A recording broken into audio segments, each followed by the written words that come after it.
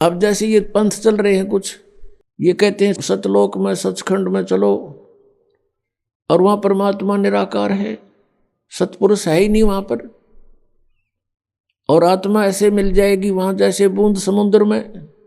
बताओ, अक्ल मारी जा रही। समुद्र में कोई कहे चलो डूबन चलेंगे, कितने तैयार होंगे डूबन खातिर।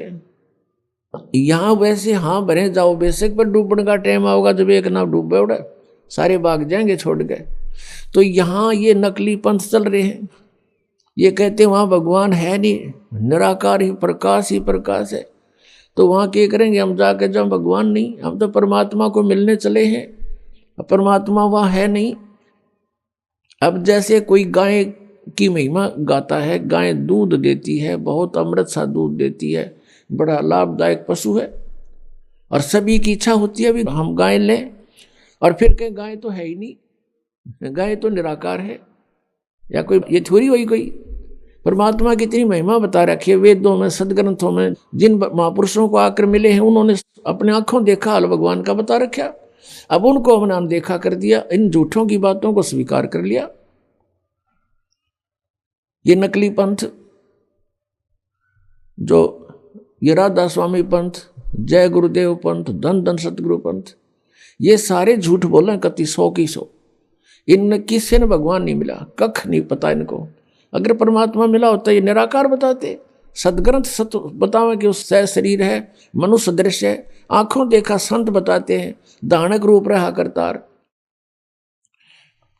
और हमरे ही निहार है, हमारा सृजनहार, हमारे जैसा हमारा भगवान, हमारा उत्पत्ति करता।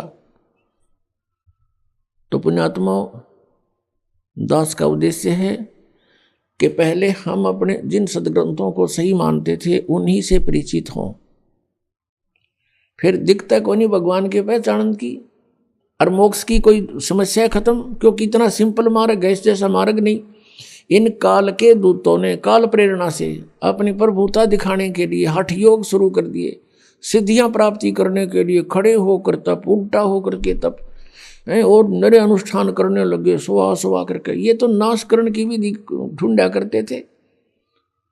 एक दूसरे पर प्रभु पाकने के लिए किसी ने एक सिद्धि प्राप्त कर ली तो दूसरा ने सोचा 3 करूं मैं, और तब इससे मैं सुपरियत कहलाऊं जनता में। परमात्मा कहते हैं इस हमारे नाम में 24 सिद्धि आ जाएंगी तुम्हारे को, लेकिन इन सिद्धियों का प्रयोग ना कर लेना, ये विष का काम करेंगी। अपने आप पड़ी रहें, क्योंकि सिद्धियां हमारा सहयोग देंगी, और हम इसको प्रयोग करने लगे तो फिर हानि कर देंगे हमारे को। तो इसलिए ये सिद्धियों का प्रयोग करते थे। जैसे एक सिद्धि सब सागर पीवे, एक अगस्त ऋषि थे, परमात्मा पाने के लिए घर त्याग कर जंगल में साधनाएं शुरू कर दी।